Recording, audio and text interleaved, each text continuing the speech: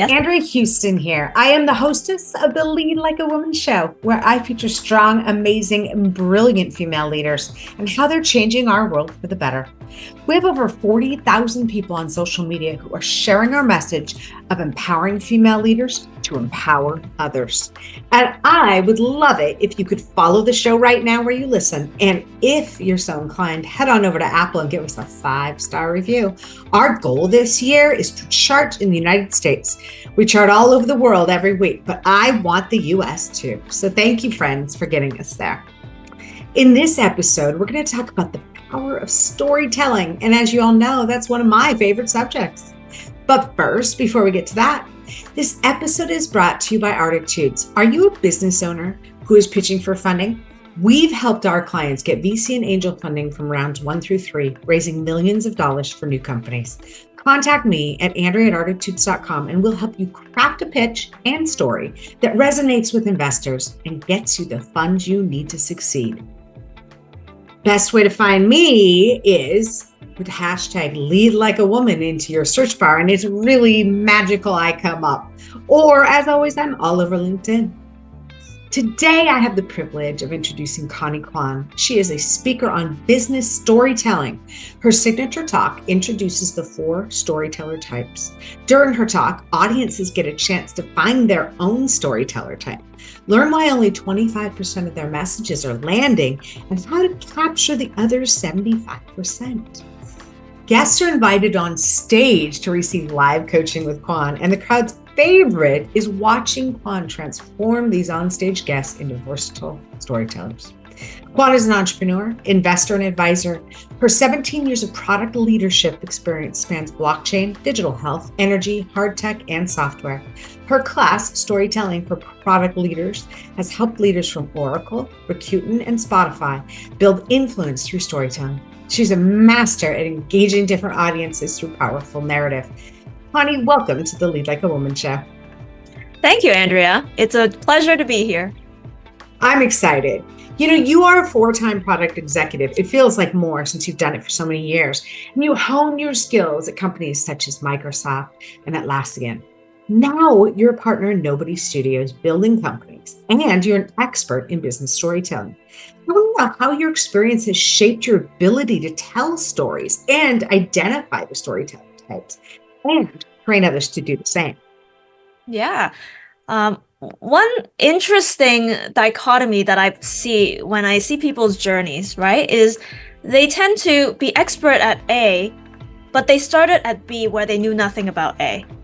And because they knew nothing about A, they had to learn A the hard way, and then they become a teacher of A because they know how to what the learning journey is. It's like your first language is very hard to teach somebody else, right? Because you just absorbed it and it was never difficult to learn. So it's almost like your second language is the one that you learned how to learn and therefore can teach others. And so for me, storytelling is like that, where I started in engineering, and storytelling is not part of the engineering curriculum. The way we tell stories in engineering is we produce data, we give you a spreadsheet, and we say the facts speak for themselves, look at it. And that is not how a person is convinced of anything. No, it's not, is it? No, but that is the method. That is the method in academia and in engineering. You're right. And it still is today, and there's a good reason for it, because we are deep into the details, and understanding the details matter. Understanding details help us build. And so when we are working at the detail level, that is how we express to each other. But then when you zoom out and you say, look, I'm trying to bring people on a journey. I'm trying to bring sales. I'm trying to bring marketing. I'm trying to bring product, engineering, design, everybody around the table to march in the same direction and fulfill a vision for what we want to build in a product. That is not the same type of storytelling. So I went from engineering and I jumped into product management because it was a good fit for me. I started doing that in college. By year 4, I've stopped coding, and I did computer engineering. By year 4, I've more or less stopped coding, and I started recruiting other people to help code. And what I did was the what we call the pseudo code. We had to write a document where you define what you're going to write up in code in C++, Okay. Java, whatever. Right. So my peers would write in C++ and Java, and I would write in English in pseudocode to explain what the thing does. That's called specification now, and that's what the job is, right? Wow. The product management job wasn't really a thing because it became much more of a thing when software started growing. That's true, because right? when it was a hardware world, there was product management, but it was really marketing. Marketing was fulfilling that job because it wasn't an everyday job. It was like, well, you collect information, and the roadmap is going to take a year or two to create this hardware product, right?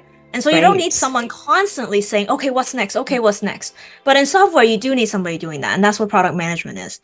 So I fascinating. fit into that spot where, it really resonated with my love of building, love of engineering, and also this love of like understanding the broader story and bringing people together. And so I ended up doing much more storytelling because that's what the job is really for product management. And I had to learn that. I didn't know that's what I was doing. I didn't know that's the skill I need. It wasn't like I went and took a class and said, oh, okay, now I'm going to learn product management now. You can't really learn that back in 20 years ago when I started. Now there is classes you can take. There's a degree you can actually have in product management. That didn't exist. Right. So I learned storytelling the hard way by trial and error. And having it not work a lot of times. That's right. Then you got to figure it out. Yeah, then I got to figure it out. So, I came, I met Max Kochnar, who is a actor. He actually has a CS degree, but he's a professional actor. I know. Wow. Really interesting background. So we resonated on that level where we're linear thinkers, we're very logical thinkers, but he's very much in the art world, and I took a class with him to improve my voice. Right, and he taught me techniques for, okay, this is how you score your text in order to figure out what word you want to emphasize, like all these techniques that actors use on stage to make their characters come alive, right? And so I said, okay, there's something here. I need to reach back out to Max, and we got to figure out something. So we came together when I was between different roles. I reached back out to him and said, hey, let's talk. And we co-created this storyteller system, which bakes in the different characters that you come across in life, in theater, in stories, right? Okay. And how they interact with the world, and how they kind of both tell stories and absorb stories. Because you tend to absorb things the same way as you're like, okay, well, that's what I think is important, so I'm going to say those things to the other person. But you know what? The other person might not think those are the most important. You have to connect with your audience. Like I tell my speaker coaching clients, your audience is the most important character in the story. Exactly. And if you can't connect with them, if you're not telling them or giving them what they need, they're going to walk away with nothing. Right. It's fascinating, isn't it? So I want to know then, Connie, what are the 4 storyteller techniques? Yes. We have the champion. Ooh. It's on the emotional to logical spectrum. Yeah. Okay. So the champion is on the emotional side, right? Right. So of course. Talking to a champion, then bringing the emotional component to the fore is super important, right? Okay. The graphs have to stay in the back. That's due diligence. That's later, right? That's still there, but it's later. You have the sage. Also on the emotional side, but think like Oprah. Oprah's sage, right? Exactly. Okay. The kind of connection energy, that's sage. You have visionary, right? Then you have professor. Ooh, professor. That makes sense that they're on the logical side. Yes. So start with a graph. With the professor, it's like, we have gathered the data, and here are the categories that we've seen amongst this particular subject, and I would like to show you. And then from there, you can anchor the conversation. If you start with the emotion for the professor, they're gonna be like, you're just trying to sell me snake oil. There's nothing there. There's no substance in this, what you're presenting to me. The substance has to come in the front. Wow. So you have to know if you're speaking with a group of professors or a group of champions in order to really bring out the storyteller that you need to be successful. Exactly. So I'd love to hear an example of a person, in your experience, of somebody who was speaking and they were speaking from their point of view, but they didn't reach their audience because that audience had a different point of view. So can you give us an example of something like that? Yeah, absolutely. I have a class where students come to learn the methodology. Yes. Wow. And a lot of the students are founders raising funding. So they're champions, right? Well, sometimes I have a founder who was a professor. Oh. Let's call him Jim. Let's call him Jim. He's a professor. Hi, Jim. He's an engineer. He built the thing. He knows all the details, all the gnarly details. When he showed me his deck, his message, it was very, very deep. You know, it was very clear he knew what he was doing. He knew what he was doing. But it was like there was no starting point. You could start anywhere in the deck because it was all super detailed. And when he's pitched it to investors, they were just like, okay. They're getting lost and sometimes it worked. Sometimes it worked, though. Here's the confusing part, right? That's the 25%, 75% thing, is that with any pitch, you will work 25% of the time because that's the other one that's like you. Right. There's right? only four of them, so that's signal and you're like, yeah. Right. And then the signal tells me, oh, it's working, so I shouldn't change it. But then I try it again, and then it fails.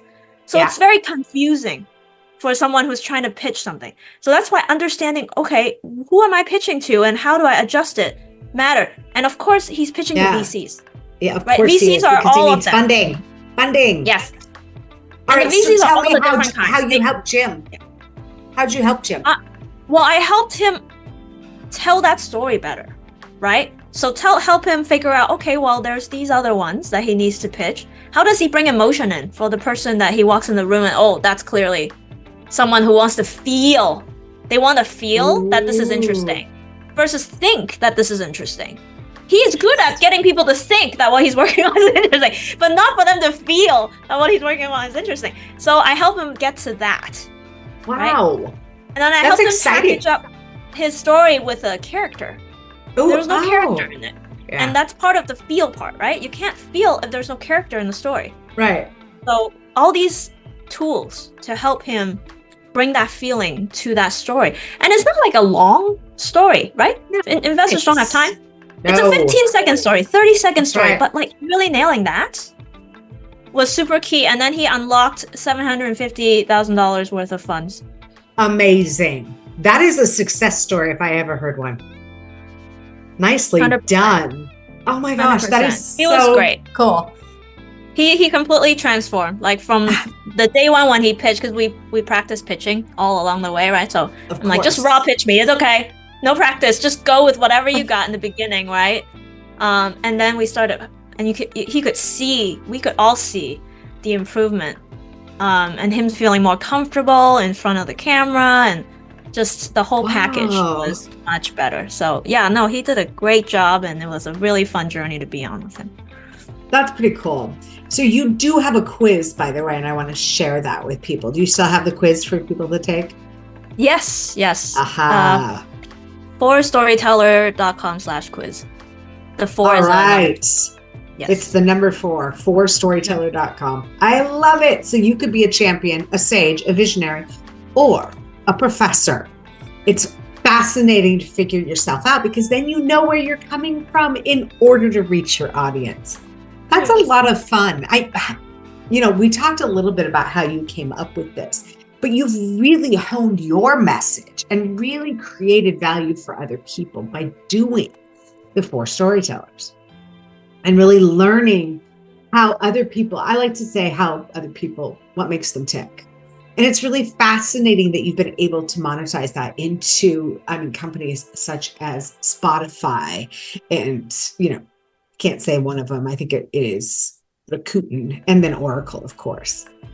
So that's fascinating as well. My listeners love stories. So can you tell us one more story about maybe a champion this time? A champion, yes. You can imagine the story. So I'll use let me use this. This was an interesting one. I had an engineering manager who was a champion, which is very unusual, right? Humans are not in boxes, but we tend to pick the careers that suit our natural personalities, right? And which makes to be with sense. peers that naturally get us, right? Right. Yeah. So it was very interesting when I saw her her profile, but I was like, yeah, that kind of makes sense.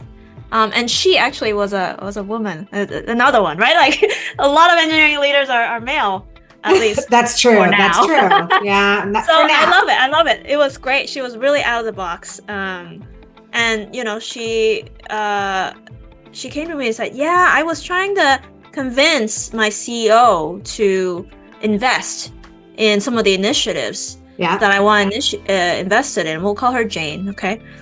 And Jane said, all right, let's go with Jane. Yeah, and I kept walking in the room and I, you know, tell him, and I'm like, okay, pitch it to me. So she was like, she was like, yeah, so this is going to be so great. And, you know, imagine all the engineers, like how much time they're going to save. This is going to be a really important initiative for us.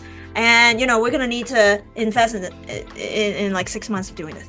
And the CEO's like never really sold on it. Like she's like, I'm bringing all this excitement into the room. And I'm like, okay, what is the profile of your CEO? Right? Like I get that is the selling kind of energy. But what is the CEO need? Yes. Wow. And he was a visionary. Oh, so further down the scale into logic. On more logic, not all the way, but more logic. Okay. And so she was selling the emotion, but she wasn't selling the vision. The so interesting picture. Yeah. You know, what does it mean for the company as a whole, and how will that advance and, you know, get us to the next fundraise or get us to whatever the CEO was thinking about as the vision. She wasn't really connecting that dot on the logical side of saying like, doing this equals this result. And this result you care about, so do this. Right? Wow. She was just coming in and saying, this is great to do. And you know, he was like, yeah, okay. This is exciting. Let's go. And he was trying to make the excitement the way she convinces him. And he wasn't really. So it's very counterintuitive for her, right? Because it worked for her in the past, obviously. You know, she's reached success. And that's the puzzle most people run into. It's like, I've reached success doing what I do and telling the story. And like, why isn't it always working? That's why.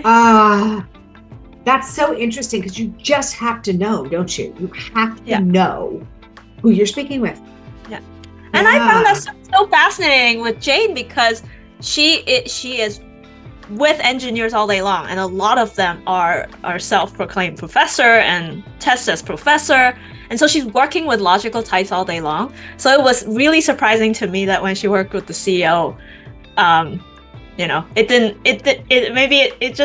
she didn't think of doing it that way, right? Like she has a way she operates with the engineering team, and that seems to work. Or maybe she has like a person who is her right-hand person who is bringing that piece of the story for the team, and therefore he doesn't really have to do it. But like when it came to CEO, she was, you know, she's solo. She has to make it happen, and that was good. And we were able to help her unlock that investment for her project, so that also felt very good. Oh, but so fun too. I mean, it's fun to be able to coach people and really help them understand the other side of that story and how to reach other people. Right. Wow. All right. So now I want to talk to you about a couple other things because you have so much going on, Connie. But one of the things that you have is you are a partner, I believe, in Nobody Studios, and your goal is to create 100 companies in 5 years. So how did Nobody Studios come about? Yeah, I was coaching a number of different startups as a fractional CPO, Chief Product Officer. Right. Not Protocol Droid, although it sometimes feels like Protocol Droid. Protocol Droid's funny. Let's see. I came out of Atlassian. I went to a startup, as their Chief Product Officer full-time. And then I realized, actually, all the investors are diversified in what they're doing. And I realized, okay, I'm in one startup. I should be more than one. Yeah, we need to be more than one. Okay, so I then came out and I started working with a number of stuff. So I had a portfolio of clients that I was working with, some earlier stage, so smaller, some later stage, so a larger, where I had a team and was helping them like fractional, a couple days a week type of thing. Yep. And that's really great, super fun. And after 5 years, I'm like, do I still want to be doing this? Because 5 years, you check in, you're like, am I still on the path I want to be on? And yes, I like being on that path. I like working with startups. I like that energy. But I want to do that in a more scalable way. In a more, the part I liked about doing that was the work with the getting into the product part. Yeah. I liked less the hunt, right? Because when you're consulting, there's the hunt and the sales, and that's good too. I don't love that part as much. So I'm like, okay, is there a way for me to do more of what I love and less of what I don't love? Ooh. And I started looking at studios, because studios have a steady look at you that build together. Yeah, and it's a steady team, and I really like the steady team environment. So I found Nobody Studios, and I reached out, and it was a great fit. They were building a lot of companies together. They were hiring a chief product officer to basically champion all of the startups that are coming through. How fun. All my product peers that are usually like single product, they're like, how are you going to build so many companies? How are you going to split your brain into all these different industries? 100 companies in 5 years. Yes. And I'm like, I don't know yet. Call me in a year and ask. Exactly. I'll figure it out. There you go. We'll figure it out. This is something we're going to do. It's, it's a BHAG. It's a big, hairy, audacious goal. Yeah. And there's a team. We're going to do it together. We don't know yet, but we believe it's possible. We believe it's a better environment for growing startups than solo founders, trying to make it on their own. For the right kind of founder fit, it's perfect. It's a great environment to be, because there's a lot more support. Almost like an incubator. It's almost like an incubator. How very cool. Because you are helping other people launch their companies and launch their products out there. And so by doing more than one, you're replicating not just yourself, but you're replicating a system or a process or something that really helps others grow. Yes. I think that's incredible. Well done. Well, and then that brings me to Amplify Her. So at Lead Like a Woman, we believe in amplifying women's voices. That's what we do. We're empowering female leaders to empower others. Well, you have created Amplify Her. And what I love about this is I love that Amplify Her is about amplifying other women. I just think it's incredible. There's 3 key principles. Their reciprocity is key. Engage, don't just acknowledge, and elevate, don't just congratulate. So what brought you to create Amplify Her? Wow, Andrea, you are an amazing storyteller. As I hear you reflect back all that I do, I'm like, you have added an extra layer of crisp to it. Thanks. I am a champion, by the way. I don't know if you noticed I can see that. I am a champion. I can 100% see that. So amazing. It's so fun.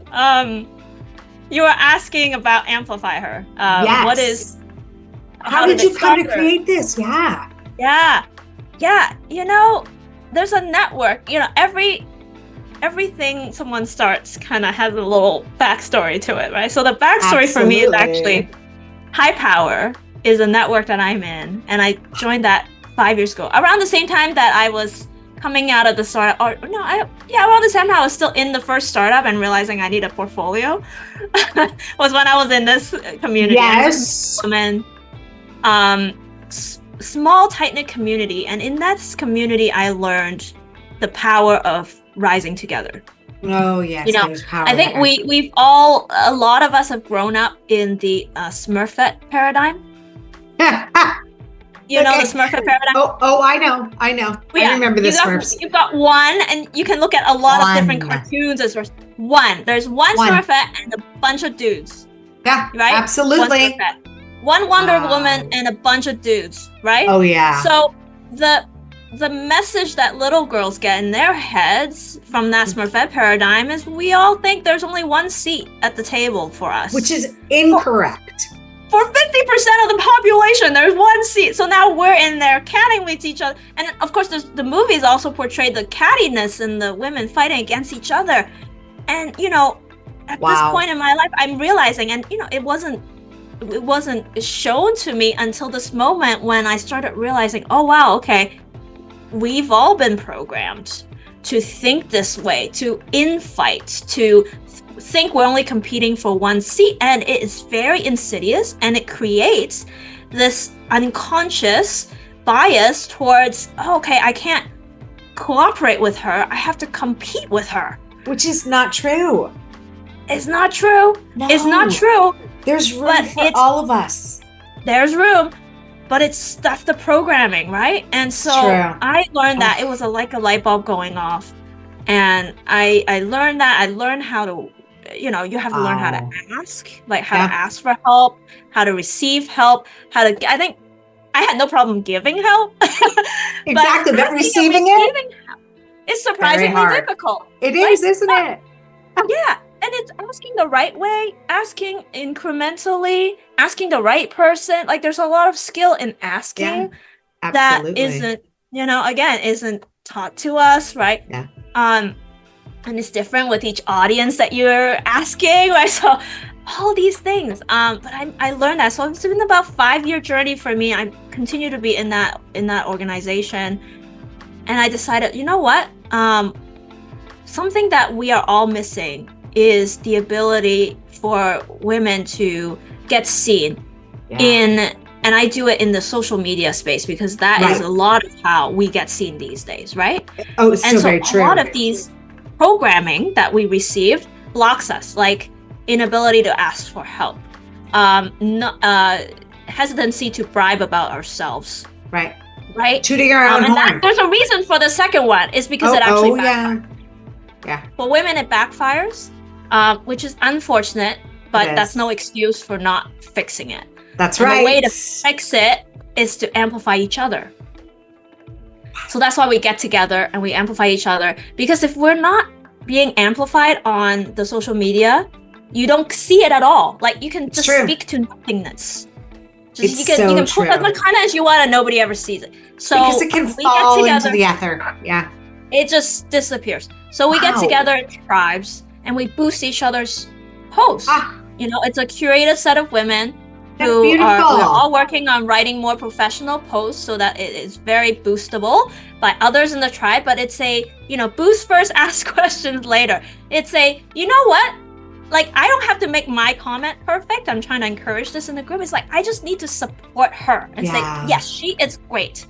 It's not about me in that comment. It's about her anyway. It's about her.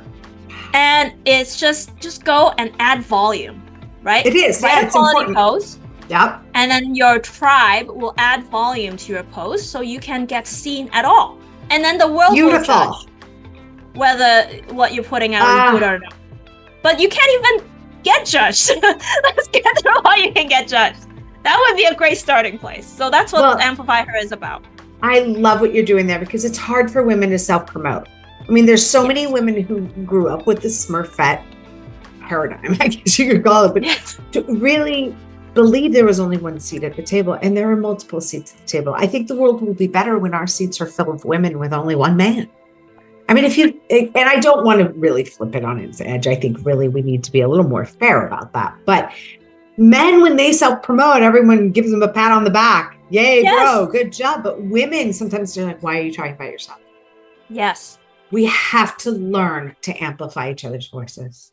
That's exactly it. Yep. And and then when we get that feedback, then we go forwards, right? We're like, ooh. We're like, oh no, I shouldn't do that. It fosters imposter syndrome. It does. And that's not what we want to do. Wow, I love what you're doing. So, I know you've had mentors in our lives because we all have had those influences that really have helped us get to where we are. So I want to know, Connie, what is one piece of advice that you've received that still resonates with you to this day? Yeah. I'll share the piece of advice. And I'll also mention someone that helped me kind of feel like I belong at that seat, Yeah. So the advice is actually from my manager, Nick Wade, who he told me this advice when I started at Atlassian. And I came from Microsoft and then transitioned into Atlassian. Right. So Microsoft is this very big company, obviously, like, tens of thousands, hundreds of thousands of people. Absolutely. The processes, you have to be pretty buttoned up before you present anything, right? And Atlassian is this like earlier stage company, it's 600 people, so not a startup anymore. But Australian run, like much more casual, and they're like the future of work and all that stuff. So that's the context. And when I started Next Set, okay, you're gonna have to change a lot of your habits about communication. And the other thing is, when you start knowing what to ignore, is when you'll start being really great. Yeah, so knowing what to ignore. Okay, that's interesting advice. So the first one is actually, knowing what to ignore. So the first one is actually about me sharing, like culturally, it was a different company where we're about sharing a lot earlier. We had, don't make a presentation, don't make a keynote and then share your idea. Just write a couple words on a piece of paper, online on our Confluence, on our wiki basically, and then just everyone can see it. I'm like, oh, I don't know, like what?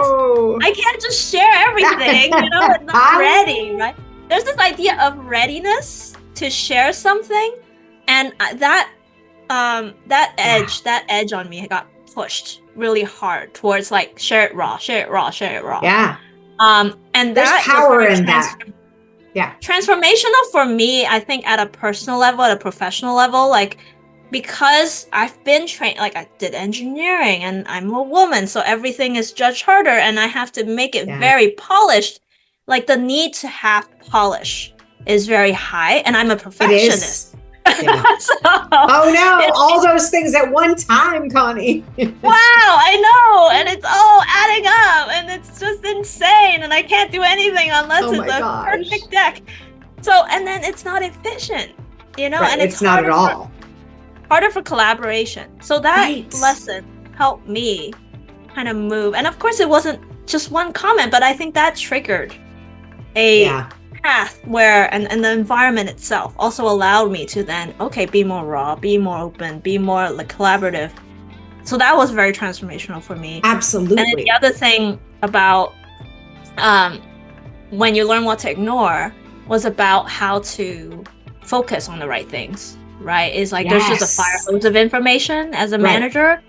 So, knowing what to ignore is really important, but I love how he told that story as knowing what to ignore, which makes you perk up, versus knowing what to focus on, which everyone else will say. Sorry, what? That's because you say, wait, what? I'm confused. Okay. Now I need to know what you had that reaction. And I'm like, that's so brilliant. Like as a storyteller, it is brilliant. Like, it's looking for ways to say the same thing. Everyone says like, you gotta learn what to focus on. He's like, no, you gotta learn what to ignore. And I'm like, oh, you're right. And by doing it that way, it did help me. Yeah. Because then I made a conscious choice about what to ignore. Because it's easy to feel guilty. It's like, oh no, I'm ignoring that.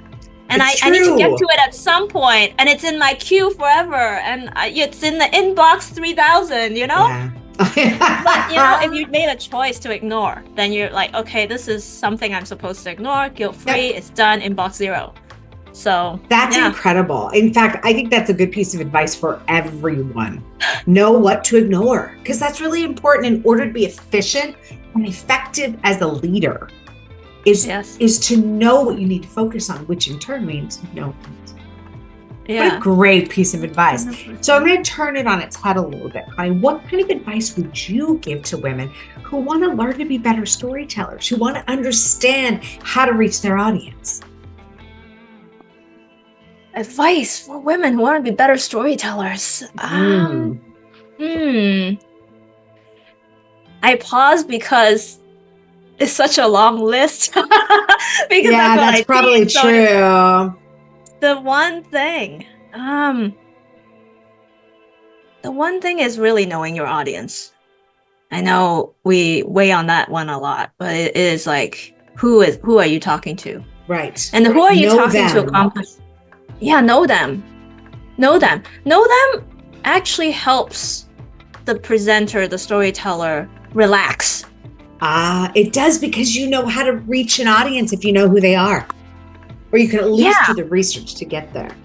Yeah, so something related to this is how to write a blog post, right? Yeah. How to write content of any kind. And when we write, it's really easy to think, oh, I gotta write and it's gotta, 3,000 of people are gonna see it and it's a big deal, and then we get writer's block, and we're like, oh. But then actually, if you just pick one person, I'm gonna write it for Andrea. Andrea's the one reading it. It's a letter to Andrea. Yep. Right? Then suddenly, oh, well, to Andrea, this is what I'm going to say. Exactly. This is how I can reach them. Really cool. Yeah. So when I say pick your audience, I'm gonna take a note from the advice I received and try to make it memorable. It's like pick a person so you can chill out. Right. I would say. Yeah. It's almost like the ideal client profile for marketing. Who are you speaking to? Who's your ideal client? Because that's going to encompass more than just one person. It's going to be lots of people. Pick that audience and speak to them. That's a great piece of advice. Thank you for sharing that. So I think I can answer some of this, but Connie, I want to know, how do you lead like a woman? How do you lead like? I'm so interested in all the answers you received on that. There's some what are the gender biases that we're working with? There are a here? lot of them, right? Yes, exactly. I would say so. Collaboration, right? I think. Yeah, you're collaborative. The female brain is fundamentally wired differently than the male brain. That's true. Absolutely. And the benefit of the female brain is we worry more. And the reason we worry more is because there are more, and you can look up the science behind it, there are more neurons between different parts of the brain that cause us to take, sometimes I'm in a room, I'm like thinking about A, suddenly I'm jumping to C. My husband, like, how did you get there? And it's because it's hooked up. In my brain, it's hooked up. Absolutely. But in his brain, it's not. No, he says, I don't understand. Right. And it's different. Different situation makes each of our brains more effective, right? Where we need to just go without worrying about all the distractions. Like, it's better to have the brain that isn't trying to think of everything. Yeah, for sure. But in the situation where you have teams and you're trying to collaborate as a team to build something, then having the brain that can how about this over here? Well, how about around this corner over here? Oh, then there's this corner over here. Right? There's a lot of corners, Connie. That's a lot of corners.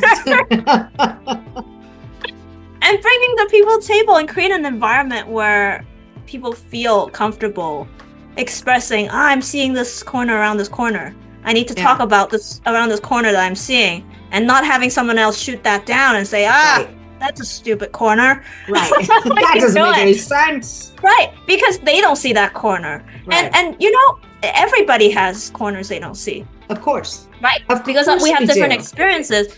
So being able to foster an environment where bringing up corners is okay. And we explore that corner and we just say, maybe it's relevant. No, it's not relevant. Let's put that one away. Oh, this one's relevant, right? But people have to feel comfortable that this is a place where they can bring those things up, versus like, oh no, the bus is going. Don't add distraction. We're this train might be better. Like, we're just barreling down this rails. We're going. Right. So anybody who's throwing random things into the mix is not helping. No, that's not helpful at all. Yeah, that's a different environment. So wow. Yeah. So it's that collaboration, that ability to bring all voices together, even when they're staying around different corners. Yes. Wow. I like that. Thanks, Connie.